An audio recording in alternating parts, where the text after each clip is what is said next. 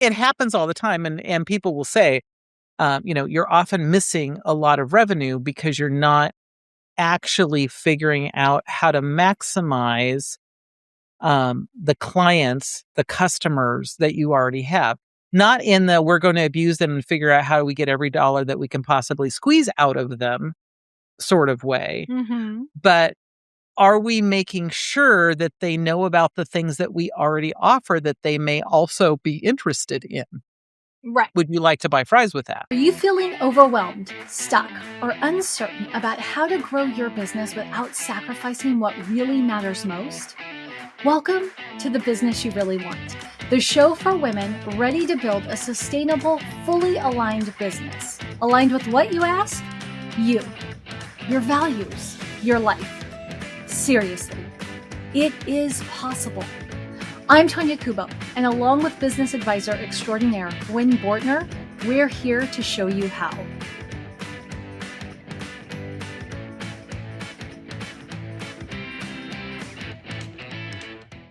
So there's something, Gwen, that you and me have been observing quite a bit lately. And it's like once we were able to name it, now like I can't unsee it everywhere. Like I was browsing LinkedIn today and I was just like, it really is everywhere. This really is a problem. And we have to talk about it on the mic while we're here. We just have to. And what I'm talking about is business owners pouring time, money, energy into client acquisition, into getting more clients, all while completely overlooking the opportunities sitting right in front of them, right? They are learning email marketing. They are expanding over to YouTube. They're starting a podcast. Not that we don't love podcasts. I mean, hello, episode 101. Woo, woo, we got a podcast. But the hard part is that they're they're not necessarily wrong, right? Like they're not wrong. We all want new clients. Like we know that we've got to have leads coming into the pipeline in order to support the attrition of clients that naturally happens for all of us or customers if you're a product-based business. But, when you're solving the most obvious problem, you're not often solving the most important problem. So today, what I want to talk about, Gwen, is why so many businesses are focused on acquiring new customers while leaving money on the table with the customers they already have. And more importantly, how to know where your next dollar should come from. So Gwen, let's start here. Why do you think so many business owners immediately jump to, I need more clients, when they want to increase revenue? Because that's how the business started. Seriously though, it's a lot of it. All of the grooves in their brain around the business and what creates revenue in their business is getting new customers. Because if we don't do that at the beginning, then we don't actually have a business. Right. And I mean, Right. let's Not that that's a bad thing, right? I'm not saying that's a bad thing. So part of it is that this is how we create revenue. We bring in new clients because for some fairly significant part of your business, unless you just happen to have one that just went, crazy, crazy, crazy, the first 2 to 3 years, a lot of your revenue has to come from acquiring new customers. Right? It's figuring out product market fit and, all of those things that we've talked about in other situations. And that becomes a very established groove in our brain. So that's part of it. Now, there is also a dopamine hit that comes with every new customer. We all have it, right? Some people literally ring a bell or, there are things that say, woo, woo, and we get very excited about it, right?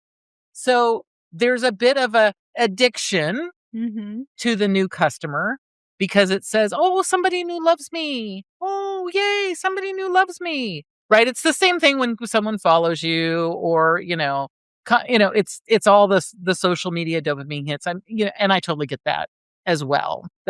And then The last comes from, well, I mean, not the last, but the last one that comes to my head is we've got a whole lot of societal pressure of more, more, more, more, more, grow, Mhm. grow, grow, grow, grow.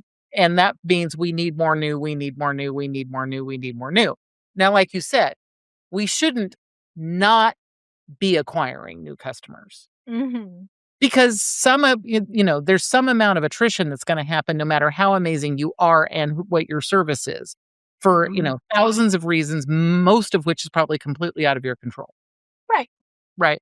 So even if you don't need a lot of I don't need a lot of customers, but from time to time, someone says, we've done our work and I'm going to move on. And we're happy to release them. That's Mhm. fine. But if I'm not acquiring new customers, then over time that becomes problematic, Right. right? Even though I don't need 10,000 customers, that's not what my No. business model is, right? So there always needs to be some new customer acquisition, but we're often missing big things in the Yeah. process because we only focus on new customer acquisition. Yeah. So tell me what's a business owner missing when that's all they focus on? They're missing the easiest person to sell to, which is the person who has already used your service, bought your product, done whatever the thing is, and thinks you're amazing. Because Okay. generally, they would rather give you more money than give it to yet someone new where there's someone else's new customer. Okay. Yeah, Okay? that tracks. That totally tracks. I mean, Um, it happens all the time, and people will say, you're often missing a lot of revenue because you're not actually figuring out how to maximize the customers that you already have. Not in the we're going to abuse them and figure out how do we get every dollar that we can possibly squeeze out of them sort of way, mhm. but are we making sure that they know about the things that we already offer that they may also be interested in? Right. Would you like to buy fries with that? Right? I mean, that it's a version of that. Mhm. Right? I remember McDonald's back in the early '60s, and they didn't used to ask, "Do you want fries with that?" I really probably don't remember till mid-70s, but still, Mhm. point's still valid. They didn't used to ask, "Do you want fries with that?" Because everyone knew that you could get fries at McDonald's, for heaven's sakes, and if you wanted fries, you'd ask for them, wouldn't you? Of course you would. How much more did they sell when they started asking, "Do you want fries with that?" Mhm. "Oh, yeah, I do want fries with that." Right? They weren't forcing anybody. It wasn't like, "And you're going to buy fries, aren't you?" Yeah. Right? It was like, "Oh, yeah, no. Yeah, fries would make that better. Yeah." Of course I want fries with that. But it is that thing of there's more money often in the customers you already have Mhm. that you're overlooking, but you don't quite get the same dopamine hit when they buy fries with the hamburger that they already came in to buy the hamburger, right?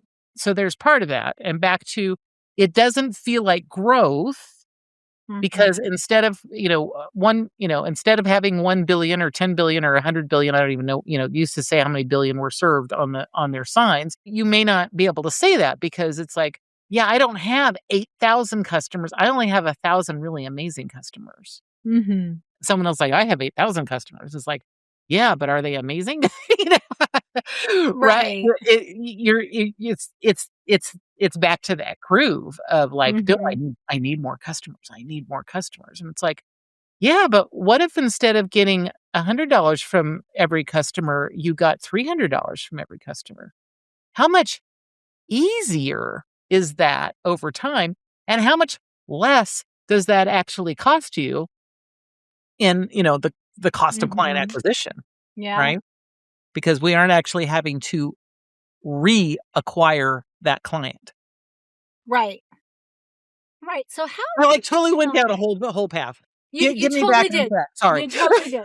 Because I was so the question I had asked is, what are they missing when they focus only on acquisition? And, part of, like, what you said is, well, you're missing whether anything else you offer can help them.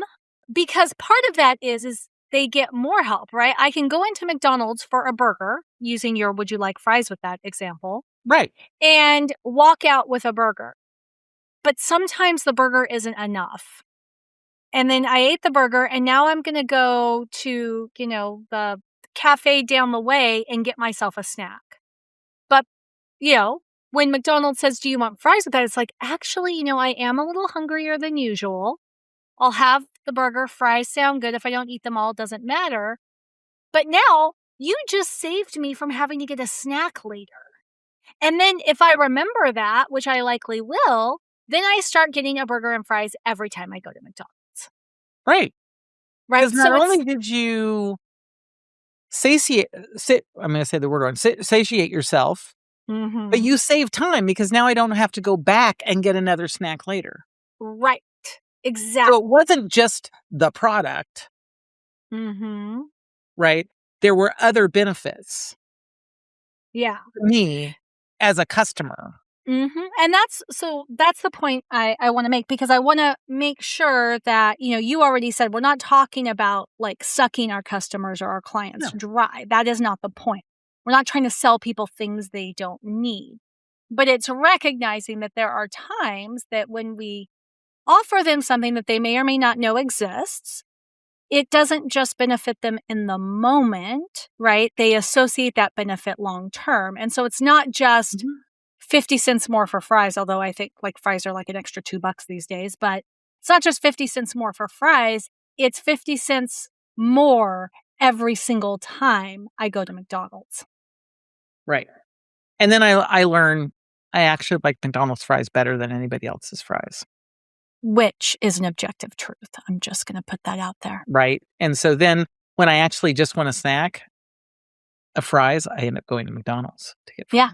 Yeah. Right. I mean, it's a compounding thing. Mhm. It's a snowball. So how do you tell the difference between a business that truly needs more clients and one that needs to serve their clients differently? So the first thing to look at is to say, are there clients who want your service or your product that aren't able to get it when it's offered? Meaning that there's extra clients, right?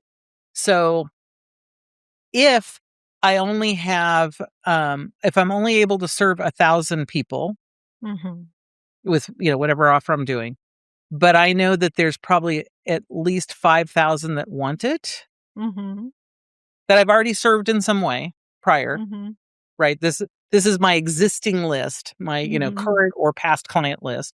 We don't need more clients. We need that. If I have a product that sells out really, really quickly every time, right? Then we don't probably need more clients. We've got a different issue there. Right. Any of these type of things where there's people, if there's a waiting list, if it's selling out quickly, if people are reaching out and saying, "Hey, can I get this?" It's like, "Oh, I'm sorry, we're done."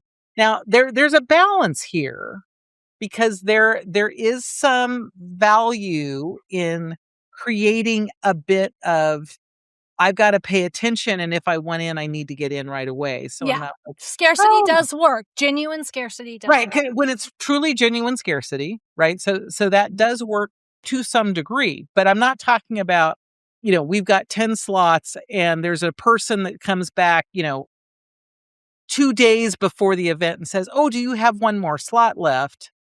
Okay, yeah, they're not who I'm talking about. But when there's 10 slots for something and within 2 days they're all gone, and then 40 more people within that next week say, "Do you have slots?" Well, that means there's a real interest in, Right. in this, right? And Nick Peterson and I were talking about this, well, years ago. It was actually part of our very first conversation he and I ever had, which is interesting. And he said when he's doing that kind of wait list sort of thing, so long as there's at least as many as he had in the original, slot, Mhm. and he typically goes for at least 50% to double before he opens up another equivalent slot, Yeah.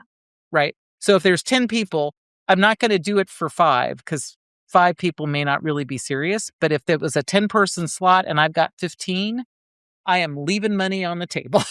Right. There are plenty of people who Mhm. actually want it, Yeah. Yeah. right? So it's thinking about, it's thinking about that and then thinking about what do you actually like doing? Mhm. Or what is the product that you actually like creating? Or, Mhm. those things. It's like if you did more of that, would more people want to participate? Maybe. Yeah. Yeah. I think that's another variable that we don't always think about. So let's I just want to bring some concrete examples to the Yep. table here so that people can listen. So one example would be if I am a one-on-one service provider Mhm. and my capacity is 10 clients Mhm. and I am booked out at 10 clients, one way that I maximize my revenue moving forward at being booked out is when one client goes, I charge more for the next client, right? So I go from being a $500 an hour consultant to a $700 an hour consultant, Sure. Yeah. right? Because I only have one opening and, I'm fully booked out anyway. Like it's no harm, no foul. So that's one way to do it. Another way would be to say, okay, so I'm fully booked out at 10. um, Maybe it's time for me to start working one to many. Maybe it's time for me to launch a group program. Same thing, but a little bit different. I'm going to have to configure things so that I can serve multiple people in a session. Another option, this is something that you started doing, gosh, it has been 2 years, I believe, which is an in person retreat. Super tiny, right? Your in person retreats, 4 people plus you, super tiny, super intimate. They are premium priced because everybody involved has to actually take time off of work. It's not like coming in hot for an hour long or even a 3-hour Zoom call. Everybody's traveling, going to it. But because you're all traveling together, you're camped out together, staying in the same place, it's just so much more synergistic, right? So it is higher value. But that's one thing is going, okay, clients, if you ever wanted to get together with me in person, here's how we can do it, right? There are ways to have a different offer that complements and appeals to the current people. There are ways to figure out how to make your offer serve others. I think some of the examples you've made feel almost like more like even product based. I think of concert tickets, right? The Mhm. concert sells out in an hour. The promoter, and I don't want to get into the logistics of like how awful some of those promoters can be, Yeah. but Yeah. the promoter could talk to the artist and try to open up another concert date, Mhm. right? Or they could open up portions of the arena that don't have the best view and Mhm. see if they can just, because some people want to just be at the show. They don't actually care if they can see the artist. As long as the sound is good and they can hear, they're happy, right? So they may open some additional seats. And that actually, to your operations point, has a lower cost of overhead, right? Because they already have the venue booked. And if nobody We're just buys those, maximizing the space. right, if nobody buys those tickets, no harm, no foul, they're already sold out. But if people do buy those tickets, they're thrilled to get into the event. They don't care about the bad view. And you just made a much higher profit. And Do my you think there's favorite, which any? you avoided because this is one of your own blind spots because we've talked about it before. If But you're it was watching on YouTube, I just stuck my tongue out at Gwen. I feel like everybody should know that. but it was related to your first one, is that you just say, "I'm booked at $500 an hour. Next month, I'm raising my rate to $800 an hour." To everybody across the to board, because I everybody. did mention bringing in new people at a higher rate. You did, Yes. but I know that you don't like raising people's rates. So that what I've committed to is what I committed to. But you can Sure. say, I realize what I'm doing now is actually worth $800 an hour. We're making up these example, and there will be some people who are like, oh yeah, I've been waiting for you. You're right. Mhm. It's well overdue, and they're just going to say, yeah, no problem, $800 an hour is fine. And there'll be people like, what? But then what that opens up is new people to come in who say $800 feels like a bargain, Right. And to right? your point, right, because this is something that you talk a lot about, it's not specifically the topic of the episode, but I do think it's important to address, is the myth of entrepreneurship is that you can't scale if you offer high touch services. And your point is you can, because if you're fully booked at $500 an hour, chances are you can get fully booked at $700 an hour. And if not, it doesn't matter because it takes fewer clients to get the same revenue. Yep. You don't have to work more hours to get more money. Yep. Okay. So I want you to talk about a recent example from one of our clients, which I think this might be called utilization in your like businessy, operation-y world, but Yeah. I could be wrong, where you've got a bunch of clients and you are serving, let's just say there's 5 things they need that you can offer. And all of these clients are being served on one thing, but they're not being served on any of the 4 others for whatever reasons. But they want it. They've asked for it. You just haven't opened it, maybe because you're a little scared of the floodgates. Maybe that's it. What is going on in a situation like that? Well, I and guess this is here's what I really want to know. yeah, I was gonna say. Let me just tell you what I really want to know. I want to know why, if that's your reality, you would ignore it and why you would still focus on getting new clients. Back to new clients is familiar, Mm-hmm. right?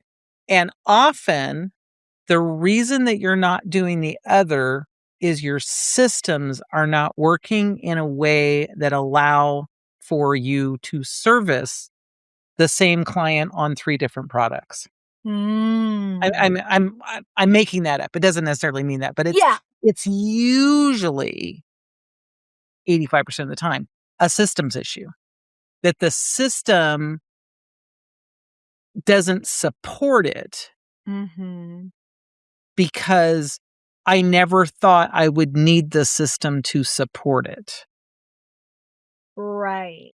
Or the system that is, that supports it was assuming, I'll just use there's 5 services. Assume that people would go from service 1 to service 2 to service 3 to service 4 to service 5. And they're like, no, I want 1, 3, and 5 right now. Right. Exactly. That is, I think that is so common, right? We focus Right? so much on Because our, when you started, it really did make sense that it was yeah. 1, and then you built on 2 because when they finish up 1, they need 2. Mm-hmm. And and like we're taught to do that, then all of a sudden people are like, no, I actually I want this set of 3 things. And it's like, and Mm-hmm. so often it's because the system won't support it. Right. Not that it can't support it, but we make assumptions around what the system can and can't do. Yeah.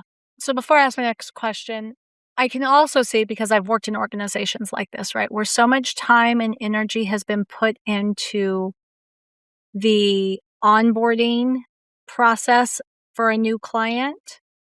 And that's like really solid, but there is no process in place for a client to jump from this to that to that. Because Most the assumption is people will come in, they will stay at the level they came in at, or they will stay with the offer they right. came in at. Their Most people circumstances do won't not change. have a retention process. Yeah. And part of the retention process isn't just, are we serving them well for the thing they got? Mhm. but are we serving them at the level they want to be served? Okay. That's a good one right there. Sometimes I try So to be smart. well, so I'm wondering, I just wanna kind of close up this one example, right, of I've got other offers that people would take, but I'm not selling them to them. What would you be looking at doing before marketing to those clients about the other offers? Like, what would you wanna make sure? So, obviously, you'd wanna make sure that you've got a process in place, but what else needs to be diagnosed here? Well, part of it is, what is your capacity? Which is Mhm. usually often part of the systems issue. What is your capacity? What do you need to have in place? Does there need to be uh, you know, a different kind of onboarding process because they're starting 3 things at once as opposed to only starting 1 thing? I mean, there's a lot of questions, but almost all of them are systems questions, and it's really Mhm. asking yourself, "So if this happened, what would need to be true?" Yeah. Right? What would need to be true for this to happen? And do we have situations where we say, "No, you absolute," 'cause someone I was listening to, gosh, it probably has to be Mhm. 15, 20 years ago now, talked about, like, in their world, you can't buy thing 3 until you've done thing 1 and thing 2. Mhm. And there may be a reason for that, and if that's the case, then you have Yeah. to the difference is you just need to make it really clear. Mhm. Right? That's the case, right? That's Right. a different thing to say, "Oh, I know you want thing 3, but we know it won't work nearly as well for you if Mhm. you don't first do thing 1 and thing 2." You know, Right. whatever that is, but that's part of it is to say, what breaks? What what needs to be true so that this can happen, Mhm. right? And typically, most of it is systems related, Yeah. and it's often challenging all the assumptions that we're making around those those things.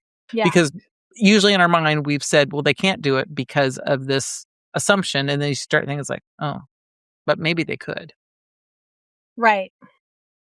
Well, and I've heard you talk to clients about this in the past, right? Is sometimes they're like, "Well, I don't have the manpower, and that's like a limited time offer. I don't wanna hire somebody full time, 12 months out of the year, when I only really need them for a couple of months," because they don't realize that you can be a service provider and still have seasonal work. I mean, hello, CPAs, tax Right. time, H&R Block, And right? part of it is their own assumption. Back to this is an assumption, right? The Mhm. assumption is no one will work for me if they're not guaranteed 12, Whatever. Yeah. ongoing work. And it's like, no, there's a lot of people who are like, "That is exactly what I want. I wanna be able to Mhm. only work 2 months out of the year, but by doing that, I get this benefit or that benefit," or, whatever the Mhm. case may be. We make so many assumptions based on what would not work for us, we assume would never work for anybody else. Yeah. That's not Okay. true. So now we're going to talk about the thing that you accused me of skipping. I wasn't skipping it. I just wanted to save it till last. But I want to talk about raising prices, right? Because I use the concert example, but you work with a lot of makers and they're making things by hand. There's only so much they can make. And if they're selling out quickly, right? Even Right. I will tell them to raise their prices. Um, but what do you think holds people back from because the thing is Oh. oftentimes here's hold on, let me finish my question. First is because I didn't complete my thought. So yes, like in the case of I make a campaign of things, I make a collection. The next collection could come out higher. That I find resistance to, although that surprises me. And then there's things like, no, no, rather than working on that, what I should do is create this whole other line. Or right now I'm selling stuff off of social media, right? So that I will speak for myself. I used to sell a ton off of live streams. That's how I got almost all of my clients was off of live streams. But then everybody was like, oh, well, you're the victim of the algorithm. You can't guarantee who sees this. You need to get really good at email marketing. And I spent a whole year learning how to sell via email, right? Spoiler alert, nobody buys from my emails, just in case you want. You can get on my email list. Probably not going to buy anything because nobody does. Why? Because when they find out about me, they either hire me or they don't. Nobody hires me sitting on my email list. So why is raising prices, why does it feel hard in general? But then I want you to say, why do some of us even choose to learn a whole new skill rather than raise our prices? There are the fundamental basic reason. Mm-hmm. Every time I've seen it will manifest itself slightly differently. but the real root cause is a combination of, this is so easy for me. Why would anybody pay for this? And, or, like I said, they're very closely related. I would never pay that much for that. Mm-hmm. No one else will either. So it's and like I said, usually they're very, very closely entangled. Yeah. Right. Because the reason I would never pay that much for that is because I can do it in my sleep. Mm-hmm. Right. Why would I pay that much for that? Yeah. Because I can do this myself. Right. And it's just so easy. Now, I also will always say this falls into our Protestant work ethic, United States mindset of, if it's not hard, it's not valuable. Mm-hmm. But we forget that just because it's really, really easy for us doesn't mean it's not exceedingly hard for somebody else. Right. Right. Well, and there's a whole lot of other stuff that. But that's like the basic layer. Yeah, that's the basic layer, right? But some other things, speaking to the Protestant work ethic, right? I think there's, in this influencer culture, right? We, not only do we have a front row seat to our own critics, we have a front row seat to other people's critics. Because we develop these parasocial relationships, sometimes I think we take on the criticism we see of others. So I'll give you an example. There is somebody I have followed for years who has, within the last 5 years, post-pandemic, become an influencer. And when I say an influencer, what I mean is they don't just make money off of what they create and what they sell. They also make money by telling their followers to buy stuff from other people, whether it's a purse or a pair of boots or whatever. And I remember being in a group and everybody talking about how she had lost touch with her audience because her audience doesn't have the kind of money to buy $100 purse. How dare she? Right? And I remember kind of thinking well, that's kind of bold to assume that just because you wouldn't spend $100 on a purse means that nobody who follows her would spend $100 on a purse. But that's not what they were saying. What they were actually saying is, who does she think she is to tell me that I should buy $100 purse? Right.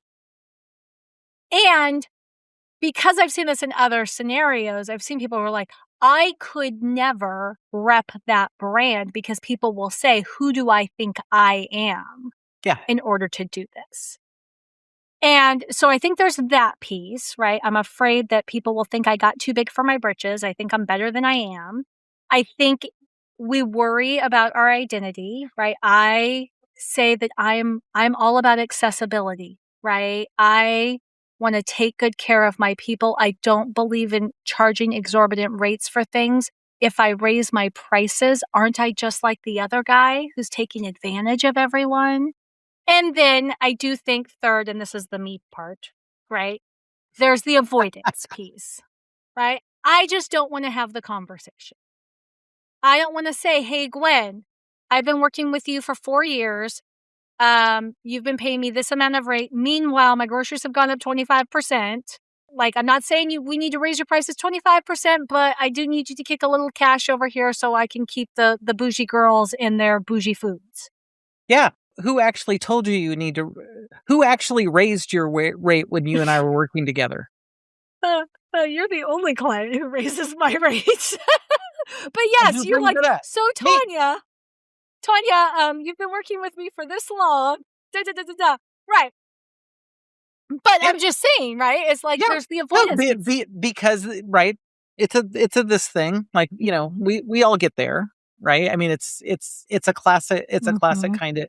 kind of situation. And I will say this is mostly a female problem. So Mostly, not saying it doesn't happen to guys, but it mostly is a female mhm. problem. Yeah. Men mostly wouldn't be like, "Oh, gosh, it sold out in 5 minutes. I probably should double my rates." Most of them, they're just like, yeah." Yeah. But you say it to a woman, and they're like, "What do you mean? What?" And even though 3 breaths before they said, "I'm not making enough money." Yeah. Alright, well, since you went there, Gwen, we're going there. We're Okay. just gonna take a little left turn here, and we're gonna go here before we run out of time. So, because like, I 100% agree with you, it is largely a female founder, thing. Part of it is because we're impact driven.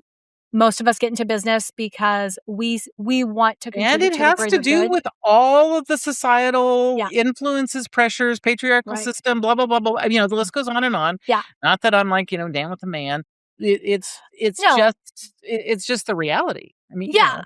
Well, and I think a lot of times we don't there are everybody takes on some identity related to their business, but I think we as female founders tend to take all aspects of our business into our identity, I would agree with that. right? And I don't think the other gender does the same.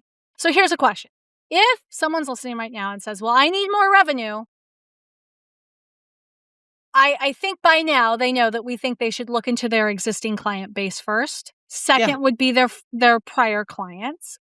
But what do you think are the questions they should be asking about their existing clients? Well, and I would say existing and prior. Okay. To me, they are one One and group. the same, right? They are Anybody one. who gives you money or has given you Anyone money who is one who group. didn't leave grumpy. Fair. Right, there may be prior clients that left grumpy. Okay, so they're probably not who we're talking about. But anybody who you Mhm. served and was happy with the service that by all accounts on your side, that was happy with the service or the product that you delivered. So to me, Right. that's one giant group. The first thing I ask is, are there places that you have wait lists, are selling out super fast? Are there things that are happening where if you could provide more of the same thing, Mhm. people, your existing groups would buy. Mhm. That's the absolute first place to look. Okay, repeat that for me.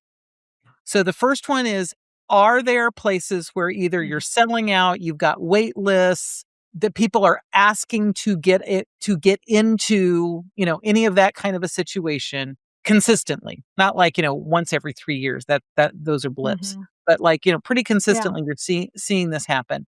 That means you have an opportunity Mhm. to do something around your existing customers. Okay. There is a need that is not being fulfilled. Okay. Okay.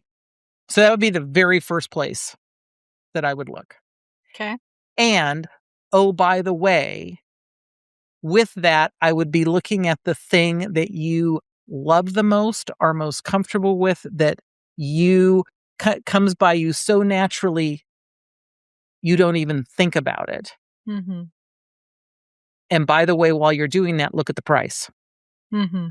That's kind of second thing, Mhm. because often the reason it's selling out or you're getting a wait list is because everyone else on the planet realizes this thing is worth $100 and you're Mhm. charging 10 because it's so easy, Yeah. right? Now, that means some of your $10 people are not going to buy, but when 10 of your $10, 9 of your $10 people don't buy and 100 person does, you're still in the exact same financial place.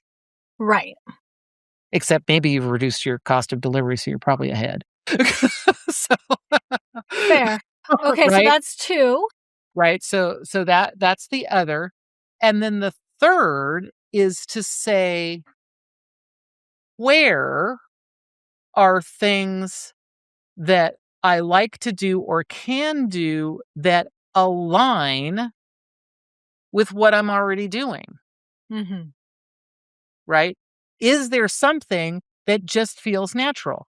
I will pick on 2 things that have that this did with me. One is I was talking about doing my own quarterly planning, and I had 2 or 3 clients that said, "I would love to do quarterly planning with you. I do it with all my clients, but I never take time to do it myself." And it was like, "Oh, I could add on a quarterly planning offer." Right? Right? For my existing clients, we just included it. I actually raised my prices so that that it could be included because I knew they needed to be in it. But Mhm. early on, it was like, this can be its own offer. They can only come for quarterly planning. That was like, it was like, oh, this is something that makes perfect sense for the other things that we're doing. It's not like this very random thing. And oh, by the way, I'm going to sell you tacos. Like, Right. that has nothing to, Yeah. has nothing to do with it. The second one was the Savvy Syndicate, which is our very, very small group Mhm. mastermind. I had a few people like, I would love to be able to go in deep with you for a day or 2 in person. It was like, oh, now back to it's something I enjoy. I'm not telling you to do something you hate. Like if you're like, oh my God, that would be the worst thing ever. Don't do that. Mhm. Don't do that. But if it's like, oh, that'd be fun. I would enjoy that. That would be useful. Let's see if there's interest for it. Right? Mhm. So there's a place to create new offers that are in alignment based on what your clients are already asking for and looking for. So you just need to be listening for that. And a lot of times we're not. Yeah. Do you have a fourth one? I would say I was thinking about that on the 4th one. I think you need to be well, number 1, I think you need to look at your competitors in the market. I think you need to be looking around. 2 things. Look around and see what everybody else is charging for what you're doing and Yes. how what they offer aligns, right? Because that's going to help you with the pricing piece. Mhm. But the second thing is I would be looking at your offers and looking at your clients and looking at success and seeing what makes the difference between those who are successful, like right off the bat, and those who struggle, and see if there is something that you could be offering that helps those who struggle do better. So, example, for instance, is implementation weeks. For like that is something that is big in my space right now. I can sell you a content calendar, but you have to go and do the work and you have to figure out how to do it and you get stuck in your head on it. So it sits on a shelf. Or for a little extra money, we can have, a few sessions a week where I support you in doing that. So when you get stuck in your head and you want to ask a question, I'm there for it. It's not a ton of extra time. It actually benefits me because you're more apt to buy more stuff from me because now you have a good association. I actually love that kind of work. Right. That's what you need to love it. Yeah, I love Right? that. Like it was like, oh my gosh, having to help someone implement would be the worst thing. And Right. it's like, oh my God, that's just like, you know, death with 1,000 paper cuts.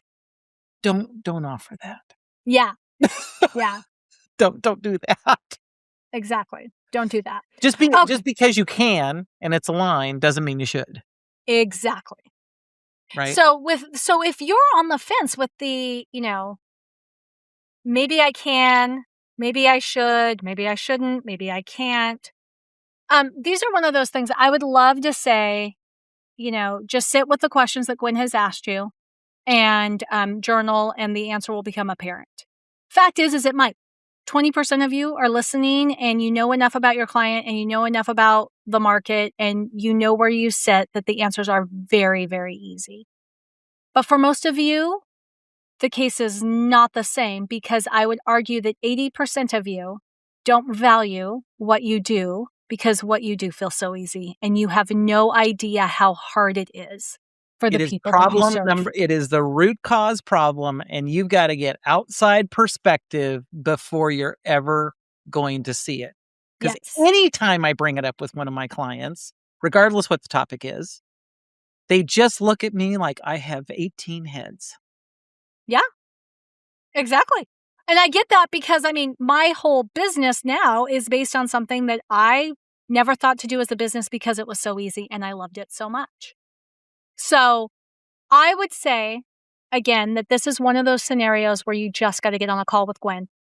Go to everydayeffectiveness.com/clarity, 30-minute call. It's not a sales call, but it is where you can talk through these questions with Gwen. She can ask you deeper clarifying questions. And then you can get to the bottom of, does it make sense to actually keep focusing all your time and energy on more clients? Or does it make sense to serve your current or past clients a little bit differently than you have before, even if it means raising your prices? But you can always say, Gwen told you so. So that's always helpful too. Like, you're not the bad guy. Make Gwen the bad guy. She doesn't mind. You don't mind. All right, we will see you next time. But in the meantime, everydayeffectiveness.com/clarity to get your clarity call booked with Gwen. Thanks for tuning in to The Business You Really Want with Gwen Bortner. I'm Tanya Kubo, reminding you that sustainable success is within reach. Make sure to subscribe to the show and visit thebusinessyoureallywant.com for more resources. Until next time, keep dreaming big and acting with intention.